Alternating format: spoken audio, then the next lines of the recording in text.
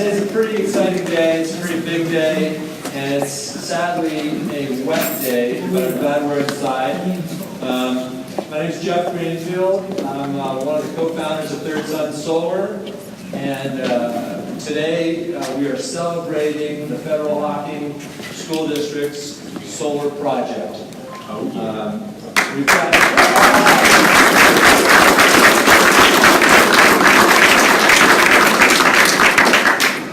So just briefly over the agenda, we've got a couple folks making some remarks, and then we'll recognize some of the partners of the project and some of the hard work that a lot of people have done. We will then get the students and future students, and then anybody else that wants to come, I'm going to grab onto it. We're going to grab a rope that goes out the door, down the hall to the switch that actually turns this thing on. And we're going to do a countdown and pull the rope, just like pulling the string at your grandmother's closet's lighting system. It's a little bit more complex than that. But when we do turn it on, then we'll put the projector on, and the whole system is tied to the internet. And so, back home in Columbus or at your house in Nelsonville or wherever, you'll be able to log on and actually see how much power this system is making at any time. And the school's putting it on their website. It's part of the educational part of this. So without further ado, I'm going to bring up our first speaker, one of my good friends and our county commissioner, Chmiel, to talk a little bit about the county's perspective on clean energy.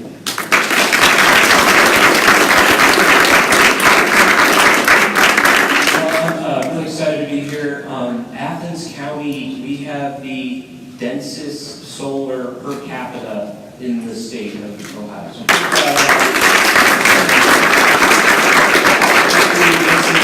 this is now our largest solar system in the county. So that's really exciting. Zack and George and everybody who worked hard to get this done.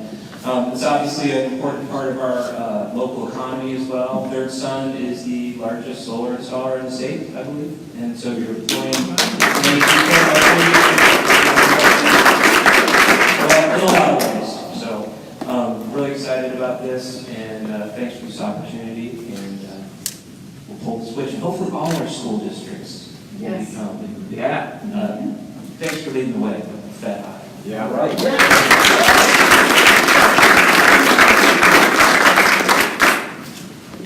I forgot to mention, we will have a little time for Q&A, some technical stuff here. So before I bring up our next speaker, Dr. Wood, I will tell you a little bit about the system. Up on the roof, you can see, if we're up there, we'd be able to actually see these things. But this is an average size solar panel. We call this a module. And there are 1,968 solar modules up there on the roof. You can see we've got them all over the place. We don't have them in the shaded areas. They do work in diffuse light. They do work a little bit in the shade, but they work their best in full sun. So that's part of the design work that we did to make sure that we optimize the placement of the array. All the electricity that's generated here goes back to, you can see these little white boxes. Those are called inverters. And they take the DC electricity and change it into the AC electricity that we're used to here in the building that we all use at our houses. Now safety is an important part of everything that we do. And so these inverters are very smart, intelligent devices. They're watching the utility power. And if the utility power went down for service or went down because a tree limb knocked down the poles, they automatically turn off the output of this array so that the line workers are not going to be in any danger. And then if the power gets restored, it might be in the middle of the night. The school doesn't have to do anything. It comes back on by itself. It's all automatic. The utility companies, in this case American Electric Power, fully approve these. They have to review our design and do the paperwork to know exactly what's going into their system. But more and more, hundreds and hundreds and thousands of these solar arrays on buildings and on rooftops are part of our utility grid. And in many ways, all of you, if you live in Athens County, your electricity at your house, even if you don't have solar, you might have an electron from this solar array go into the grid and find its way to your toaster oven. So this is part of it. We're all interconnected, and on the utility grid at least. And so as more and more solar arrays and wind power and eventually storage are part of the utility grid, you know, our grandkids would be completely bored with us. A lot of times I think about air conditioning. When somebody got central air in my neighborhood, it was a big deal. Like, wow, they got central air conditioning. That's a big deal. These days, if you build a new house and it doesn't have central air, you know, it'd be an anomaly. It's something that's pretty boring. So our goal here at Third Sun Solar and at New Resource Solutions is to make solar as boring as, you know, as central air conditioning. And I bet you it will be. They'll be talking about space fusion being cutting edge. Solar will be everywhere and pretty ho-hum and a normal thing. All right. Our next guest I'd like to come up is Dr. Wood, Doc Wood, as he's affectionately known.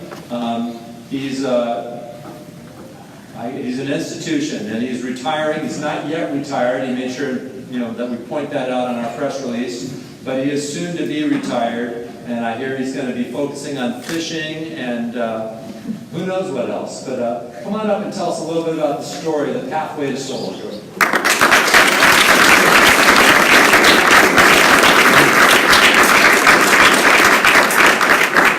So, what a treat. 26 years ago, that's where the pathway starts. I became principal at Federal-Hocking High School. And every day I would walk in the building, I would look at it and think, look at all that space. I wonder if we could ever do solar energy. I wonder if we could ever make, and then I'd turn around and look at the parking lot and say, what I'd really like to do is pave the parking lot and put it out there, right? Put solar panels like they did in Athens. But I was a principal. Those big decisions were a little bit above my pay grade, right? So I just would suggest it once in a while, and it'd pass in an administrative meeting, and everybody would say, oh yeah, good idea. And then it'd go away. And then I became superintendent.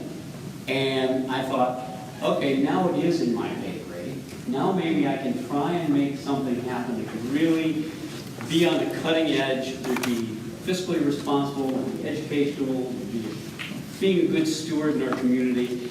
And so 8 years ago, I started trying to find partners, trying to find some way to make solar happen on our buildings. I really wanted to do all 3 buildings, but the 2 elementaries are too small. The footprint isn't big enough to make it, at this point, reasonable. But Dave Handy back there is going to be the next superintendent, and when it gets reasonable, he'll make it happen there. I'm sure he will.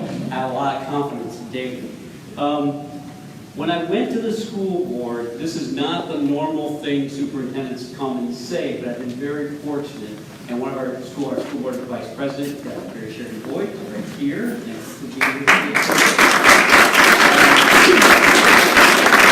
I went to them with this idea, they said, well, why not?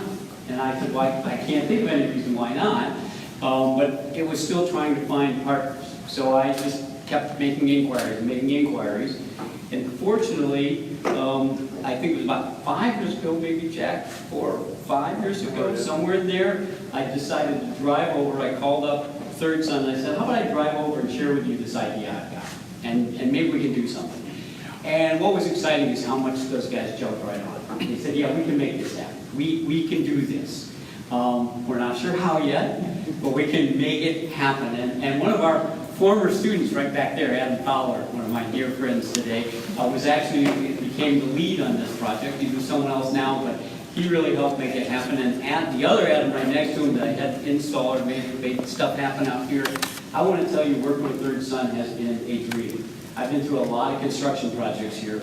I've never had one go this easy. I mean, you guys did a terrific job, and I can't thank you guys enough for the work you did.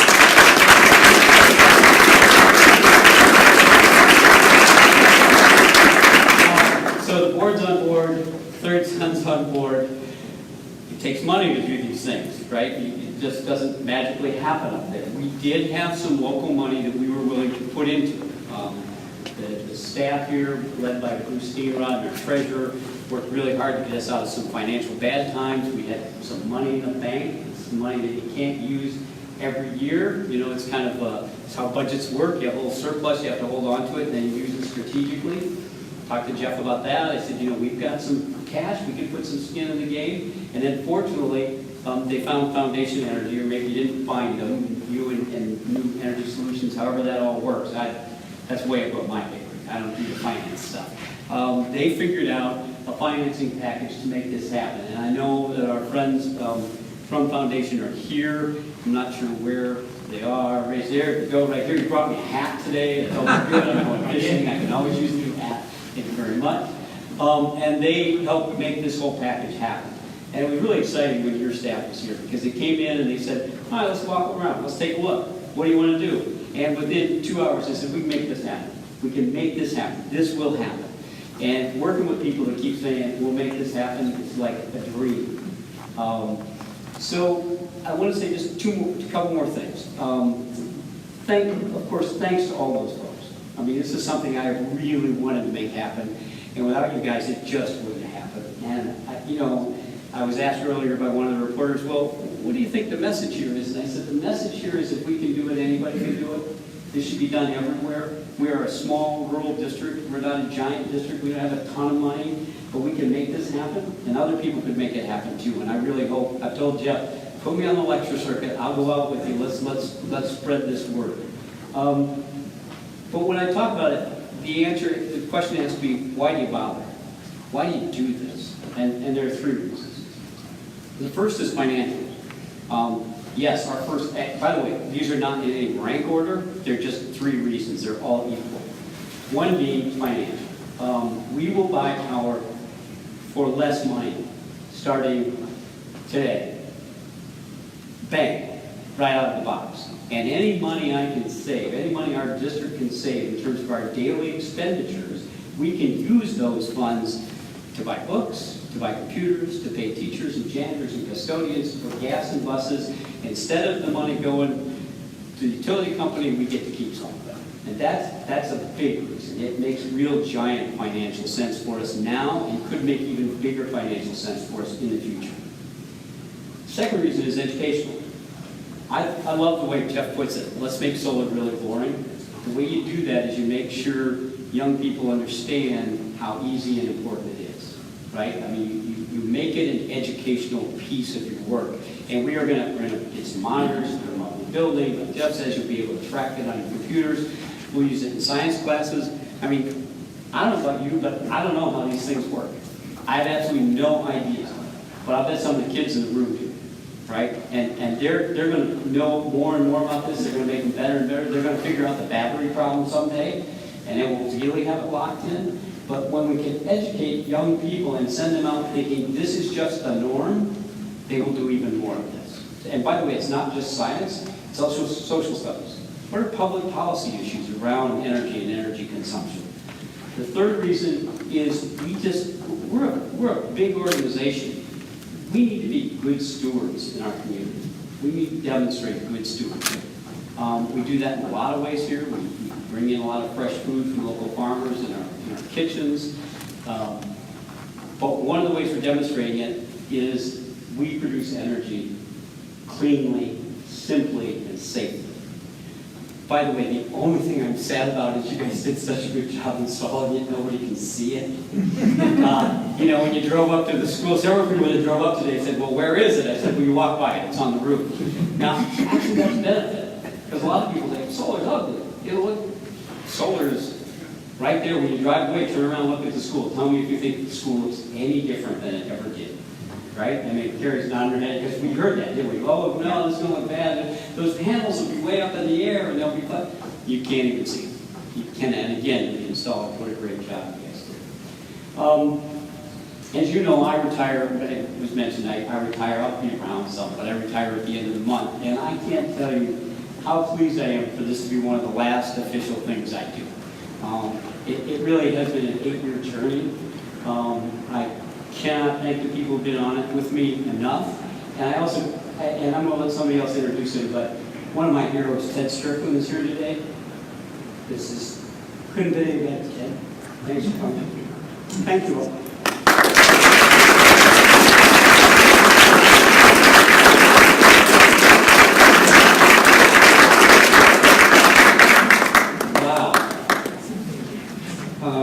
Yeah, hard to follow that, some heartfelt sentiment, and it was a journey. And it wasn't just a journey by Doc Wood. There's a lot of people here at the school that are involved, and a lot of other partners. He mentioned foundation and new resource solutions. I'm going to go down now before we introduce Governor Strickland and kind of tell the story about some of the other players in this, I guess it's a team, really. Third Sun Solar, we're the builders. We're the ones who did the initial collaboration, the initial designing, the consulting. There's a lot of different ways to do solar, and we always start with the customer and their goals.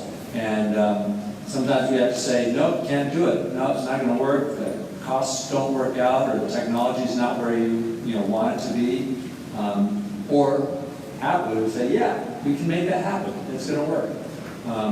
So then we go through the design phase, and so Jack Hadley, whose son is here, a student at the school, his wife is part of the art program here. Jack's our lead designer, and I don't know how many versions of this layout he ended up doing, but it seems like the designers try really hard to not get it right the first time, and then do like 78 or 79 different iterations down the road. Flew a drone over with complex modeling that would three-dimensionally model all the different roof structures here, so we knew where to put things and where not to put things. Just a lot went into it. There's structural engineering to make sure that it doesn't fall through the roof and crash. I mean, it's right over our heads right now, but we're all safe. Electrical engineering to make sure that the wires are sized. So then it turns into the building phase, and so we've got, as mentioned, Adam, a graduate of this school and of this programs, was the project engineer that was in the lead. He's moved on to Hocking College now, where he's actually teaching our future solar installers all there is to know about solar. So it's kind of a neat way that he's moved on, but he's also still part of our solar community. So if you're from Third Sun Solar, please stand up. We've got part of our team, I think we've got about 37 employees now. A lot of them are actually out there with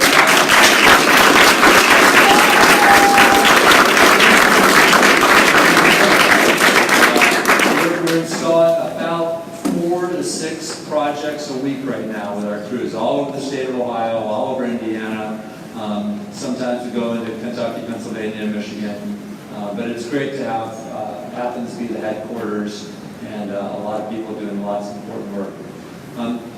The other little thing about this project that's kind of neat, and it might tie into some of Governor Strickland's remarks about job creation and manufacturing, is that the solar panels themselves are global. They're made all over the world. But if you can see, the racking system that holds it together is a pretty important part of the mix.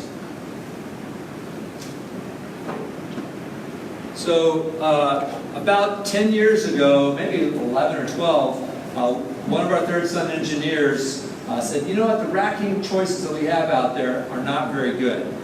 I think there's a better way to do racking. I think there's a better way to make racking.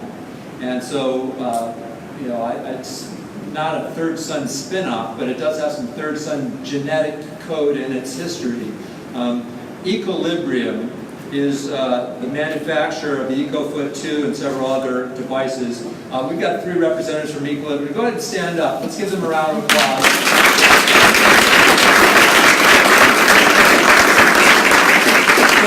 So Equilibrium is a great homegrown solar company story. The genetics came out of Third Sun. I think there's been about 4 different employees that have been part of the Equilibrium team. And they were part of Tech Growth Ohio. They got funding through the Ohio Universities Associated and the State of Ohio Associated Venture Capital. And they're now a global company, one of the leading companies. All of my friends in solar in California and New Jersey, everybody doing flat commercial roofs uses this product. And it's headquartered here in Ohio, manufactured here in Ohio, They've got, offices across the country and maybe even overseas. I don't know if you guys have actual offices overseas yet. But it's an Athens, Ohio success story. So Equilibrium Solar, look them up. If you got it early, you're going to make a lot of money.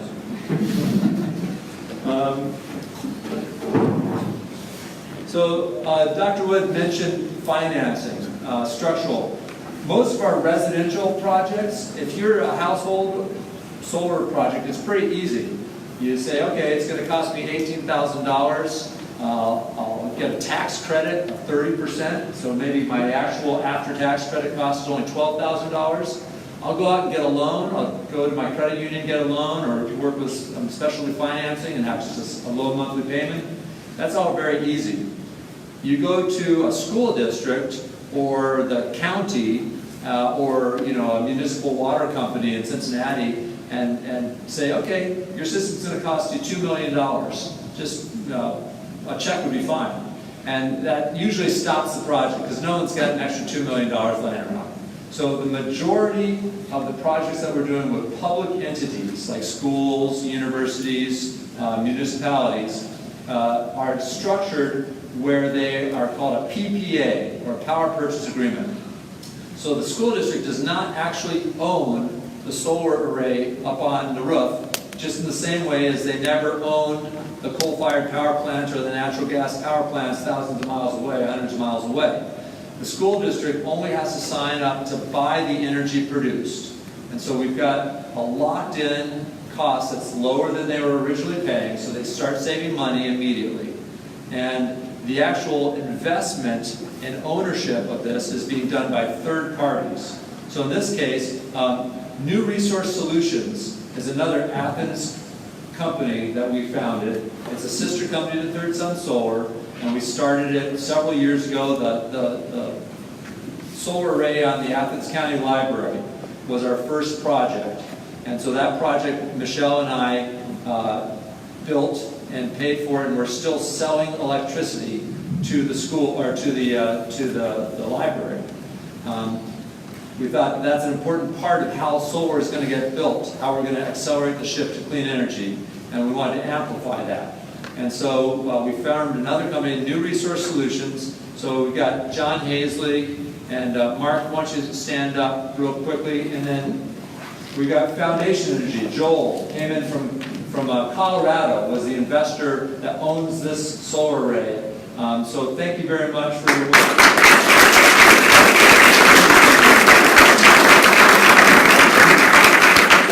And our goal is to keep doing this on other roofs. We also have some investors in New Resource Solutions here in the room. So thank you very much for believing in our mission. We've got the Third Sun team, we've got the project finance team. I think the last piece of this puzzle is policy. The biggest policy to make this stuff happen is called net metering, where you can put solar on your roof of your house or your school, and you can buy and sell that with the utility company. At nighttime, solar doesn't work very well. The utility company is there. During the daytime, when you're making more power than you're using, you actually export it out into the utility grid, and you spin your meter backwards. That whole piece is called net metering. That's one of the most important enabling policies to make solar happen. Probably more important than the solar technologies. This is boring technology. It's a rock with wires coming out of it. The sun hits it, electricity comes out. No moving parts. It's getting cheaper to build. It's getting more and more efficient. But that alone would not make the solar revolution happen. It's net metering. It's allowing all of us to put solar on our houses and also have all the nighttime power that we want and be interconnected the way we are. That's the technology. And that's a policy issue. And there's other policy issues. Many, many years ago, our congressman from our small little rural part of the state ran for governor and was elected and has been a friend of Geoff and Michelle and Third Sun Solar since way back then, when solar was a maybe technology that might have a potential job creation role in the future. And he believed in solar and he believed in clean energy. And under his administration, Ohio deregulated our monopoly system and created competitive forces and let natural gas and wind and solar and efficiency all play in the mix. And the state has done fantastic because of that. The saga continues. I'm going to turn the mic over to Governor Ted Strickland, who's on the Board of Advisors for a New Resource Solution. He's a clean energy believer, and he's a believer in Southeastern Ohio. Ted?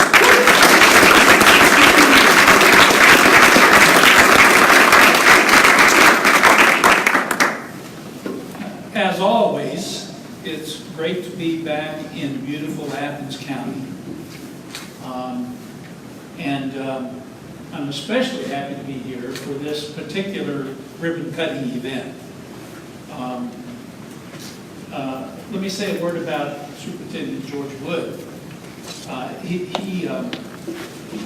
I asked him as we were coming in if he was behaving himself, and he indicated no.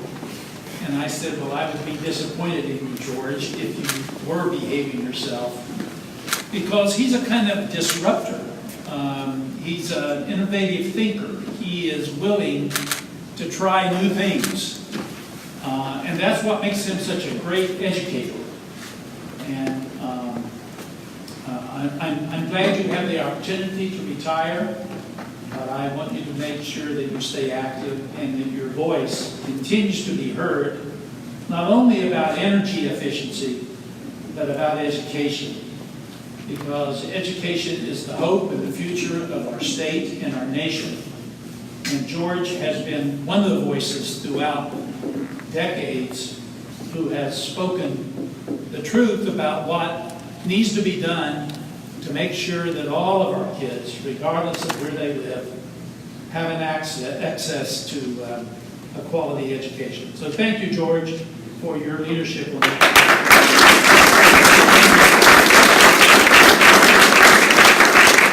Now, with George's leadership, he has helped create a project that will save the school district money. That's important.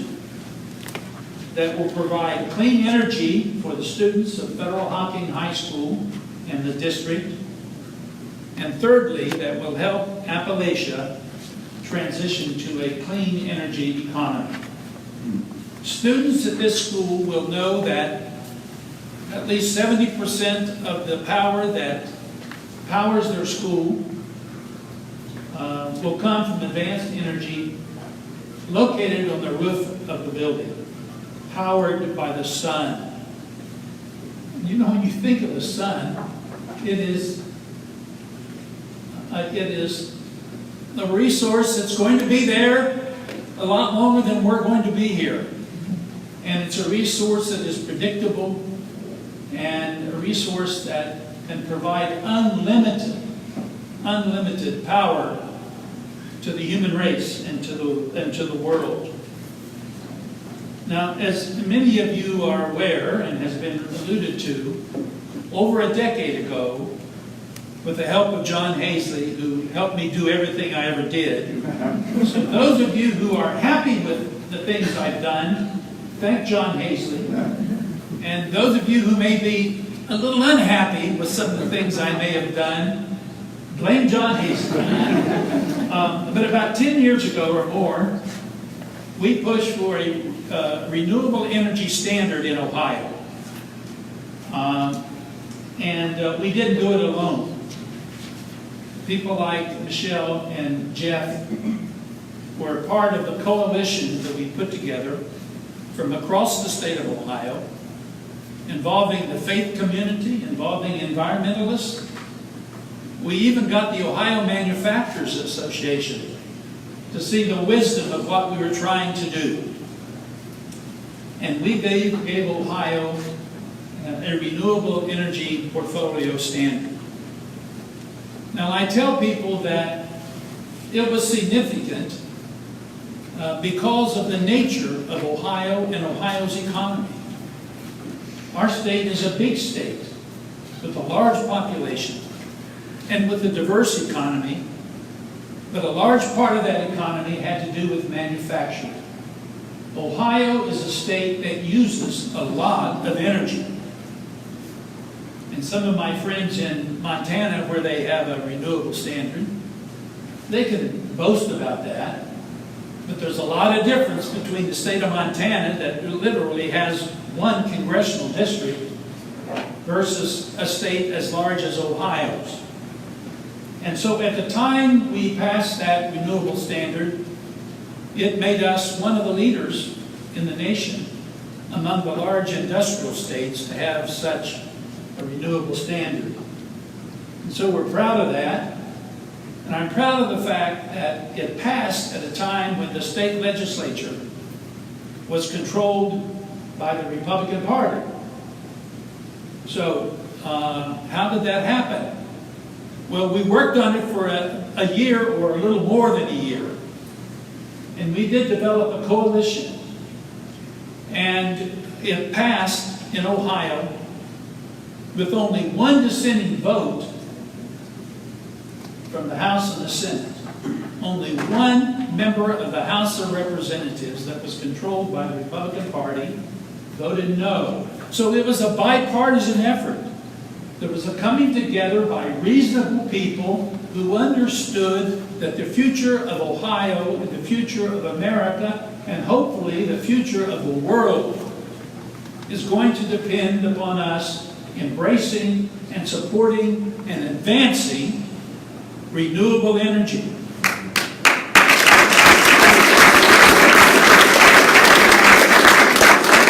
that time that we passed that legislation, which required a certain amount of energy to be used in Ohio by renewable sources, and requiring that a percentage of that energy had to come from renewable sources generating energy within Ohio, we can report that every utility since that time has met the standards that were set for them. Ohio now boasts, I believe, over 100,000 clean energy jobs, and those jobs are growing daily.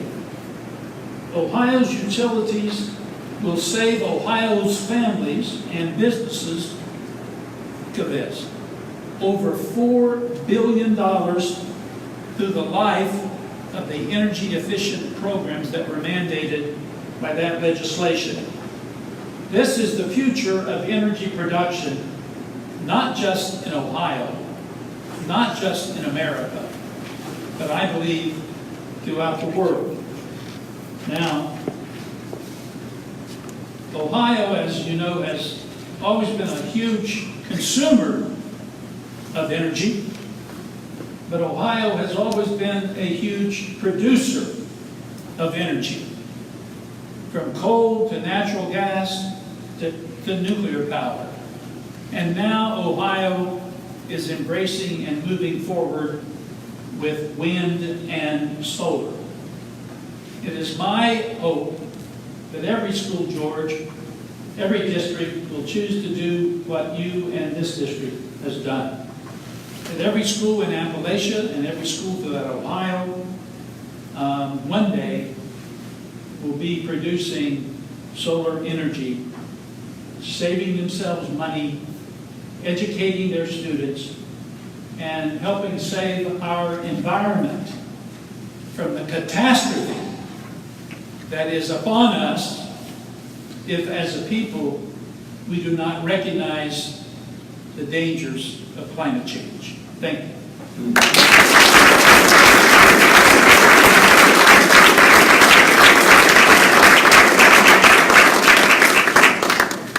Thank you very much.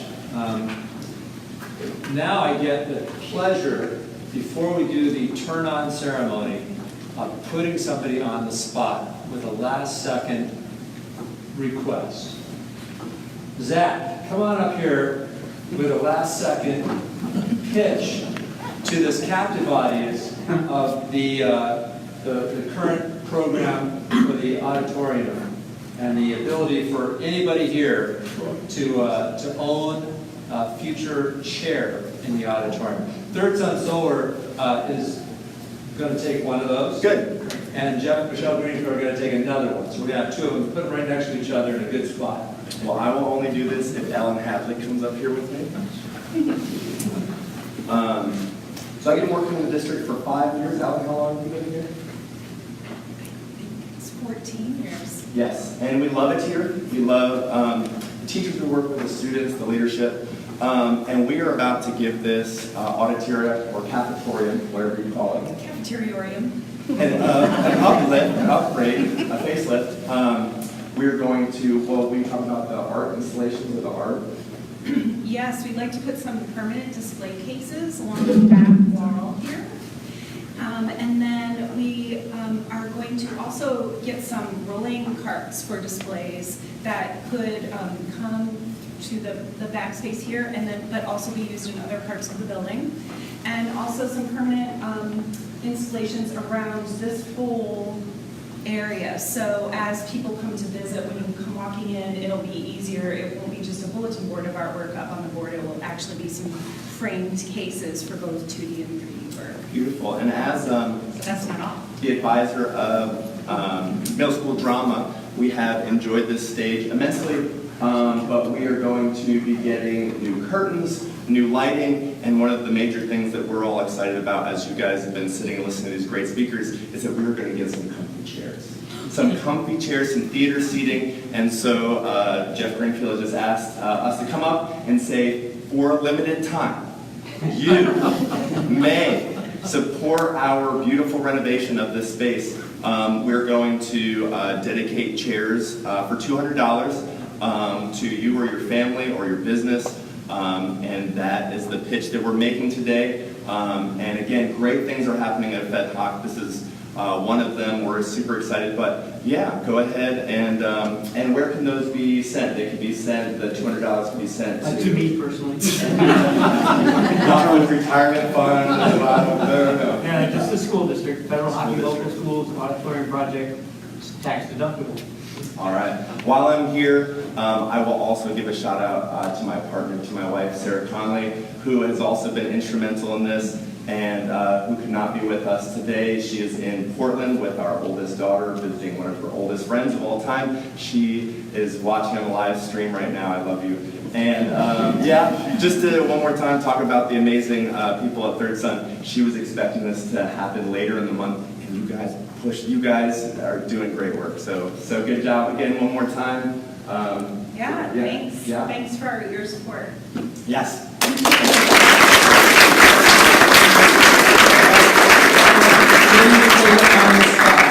And yeah, I was on the phone with Sarah yesterday, who was considering a red-eye flight reschedule at great expense to be here because Chris didn't mention it, but the county has some significant programs going on. And so there's SOPEC, and now Sarah's part of Rural Action, a very important nonprofit in the region, who's now focused on clean energy. So she's doing important work. And figuring out how to get solar on this school was one of the more important parts of her career for the last 2 years. And so thank you, Sarah, for all your hard work. So that said, I think the exciting thing is going to be turning this sucker on. If we could get the kids first, I'm going to pull this rope over here, we get the chair out of the way, and we're going to do a stair step. So let's let the younger people first get on that side, and then anybody who wants to join until the rope is done can come up on stage. I'm going to be a part of it. Come on, okay?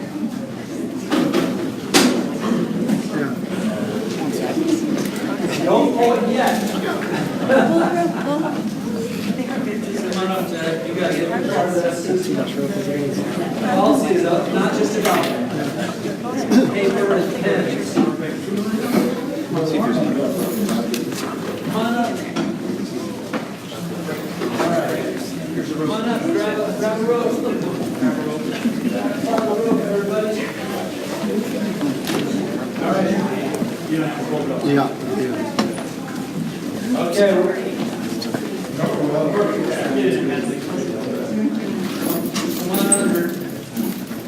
All right, is everybody who wants to have a part of the action have a hand on the rope? Yes. All right, So we pull to the left, Well, we're gonna wait. We're gonna do a countdown of 10, 9, 8, Yeah, but we okay? can get down to the And countdown. then we're gonna pull it to our left. We're gonna pull, so Adam went out there to tie this to the disconnect switch. And so when we turn it on, He's out there somewhere too. yeah, don't pull to it. All right, are y'all ready? We're gonna count down. 10, everybody all up. 10, 9, 8, 7, 6, 5, 4, 3, 2, 1. All right, now. Whoa!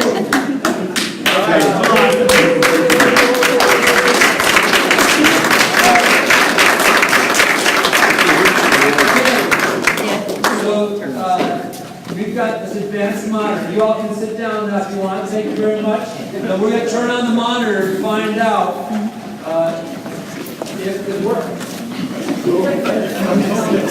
Cross your fingers.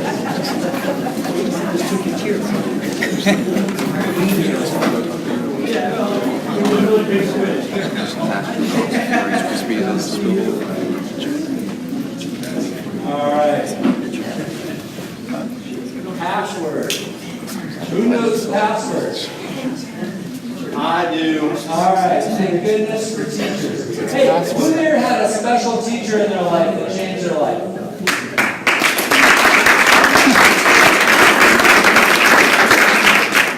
At Third Son, we've done, I think we're up to 70 projects at schools. And when we do projects at schools, it's amazing because we're planting solar seeds. These are the future governors and maybe presidents of the United States can say, no, solar was fine. We had it in my school. Let's keep going. All right. What are we seeing up there? Adam? Where'd Adam? Oh, Adam's out there at the switch. All right. So the current power, 52.5 kW. That's how much has been made. Right, that's going on right now. I think this thing refreshes in 15-minute intervals. But what you're seeing here will be available at the school's website. Ah, there it is. Great. So this right here charts it for a day. And you can see over the course of the day, it goes up and down. The cloud moves over, the cloud moves. Whoever's driving back there, if you can click onto the energy this month. Yeah. I think that's, well, last update, 11:49 a.m. That seems like it's updating right now.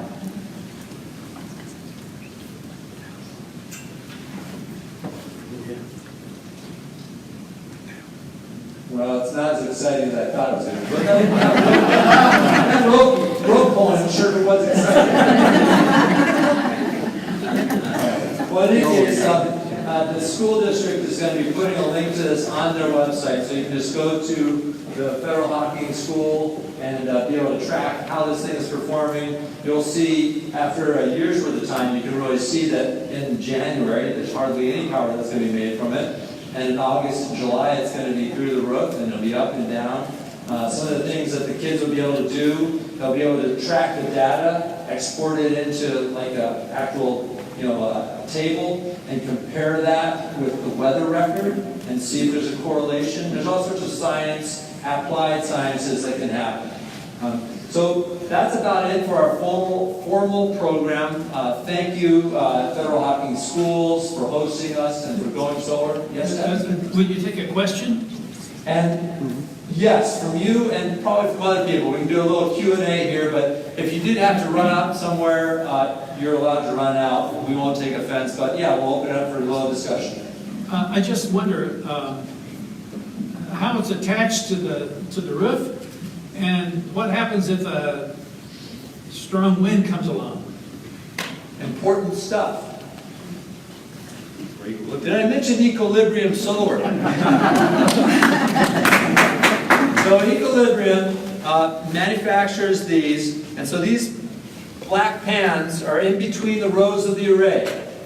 So they actually, the whole array is not physically attached. There's no penetrations in the roof. There's no holes that might leak.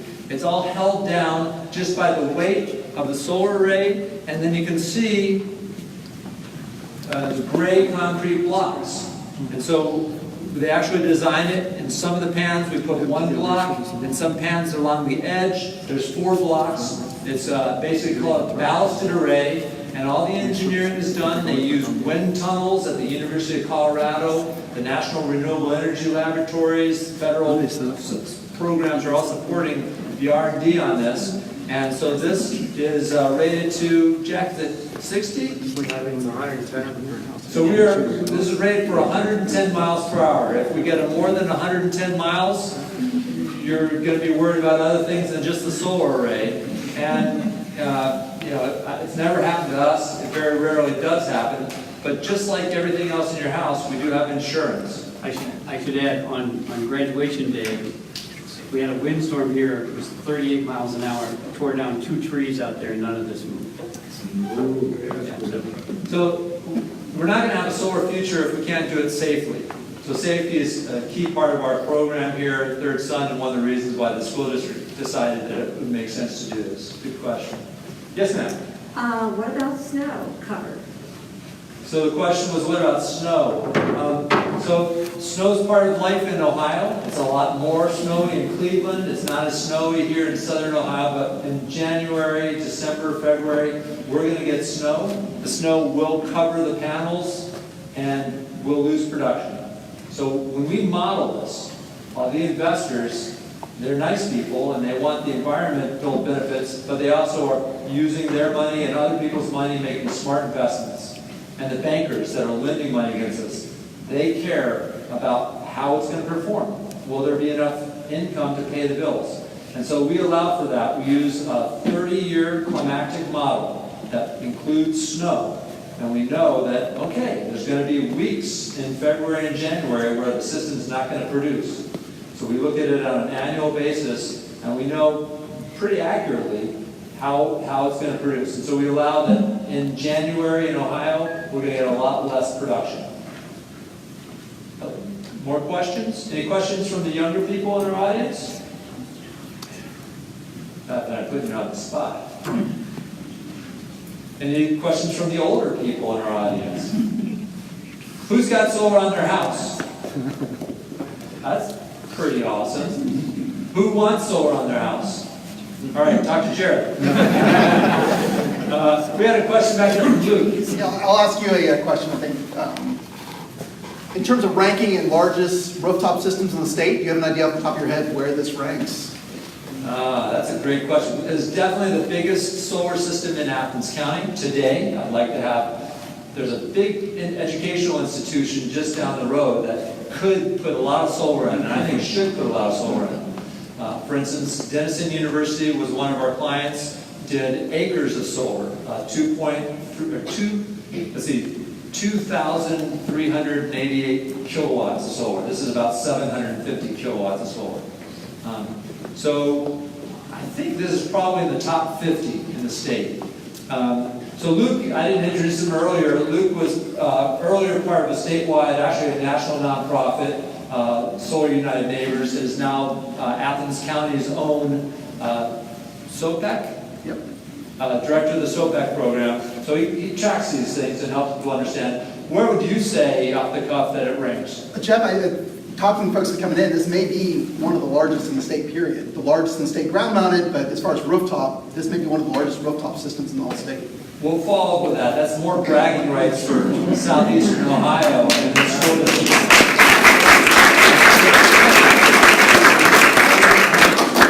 Yes? How many solar panels are there? The question is, how many solar panels are there? I'm going to start counting here. I know the answer. It's 1968. So 1,968 modules. Yep. And the modules themselves,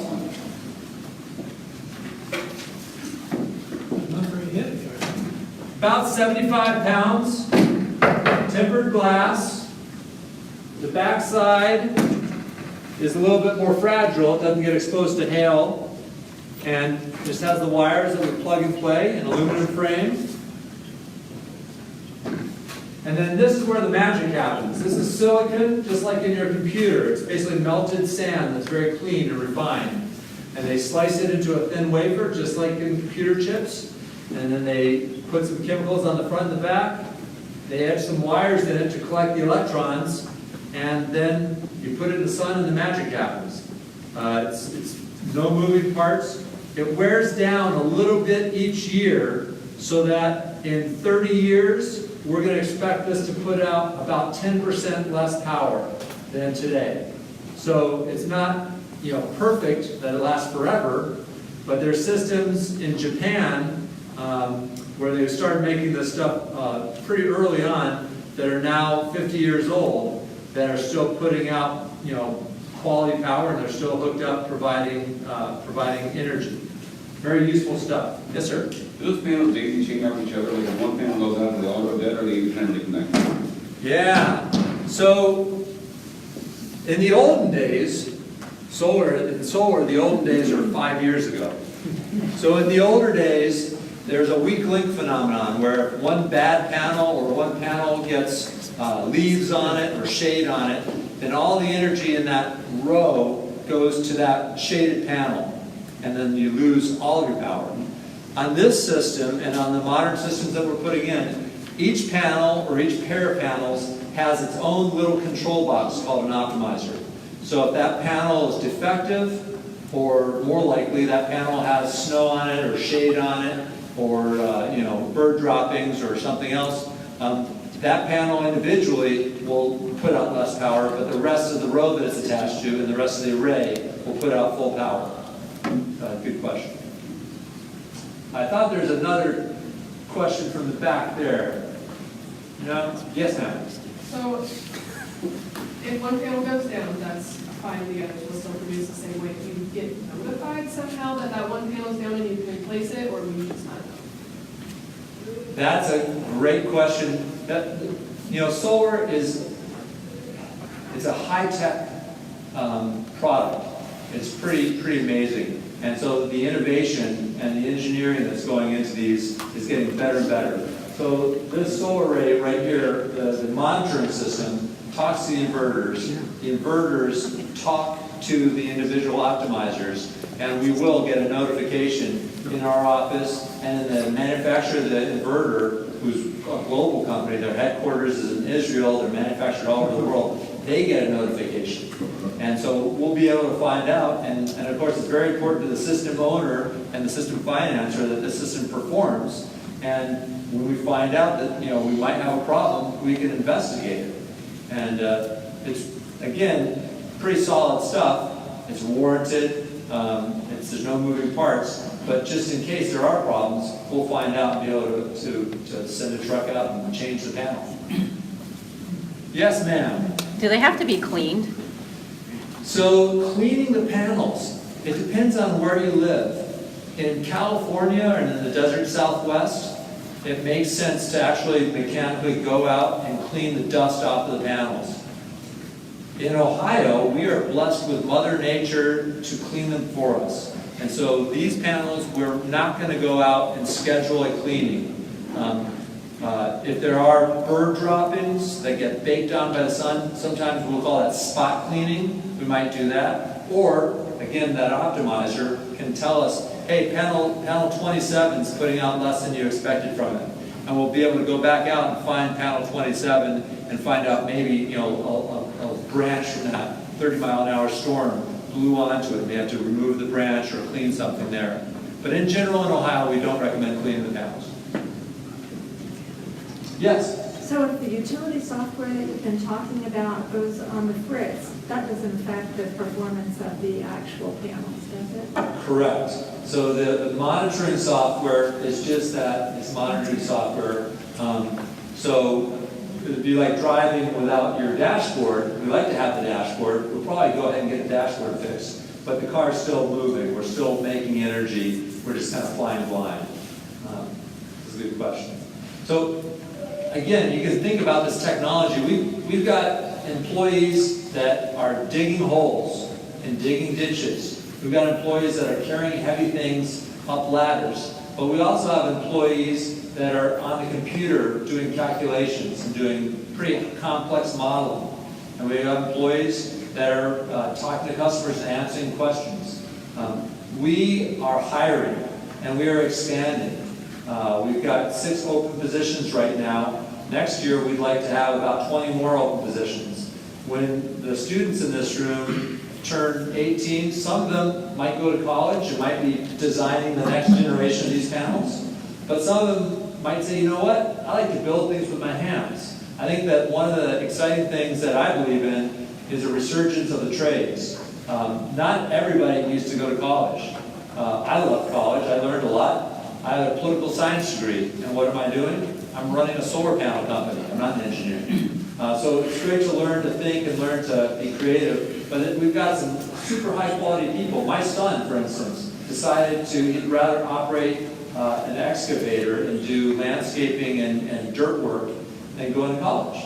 So solar is a job that you can't export. We can make cars in China, we can make cars in Korea. We can't put solar on rooftops in Ohio without Ohio people doing that work, and it's important work and it's valuable work. So that's a side note of philosophic thought.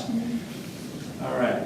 Well, we're running out of questions. We've run out of time. I appreciate everybody coming here. I appreciate Dr. Wood for the leadership and Governor Strickland for his leadership and his team's leadership and all the other partners that came. Thank you very much.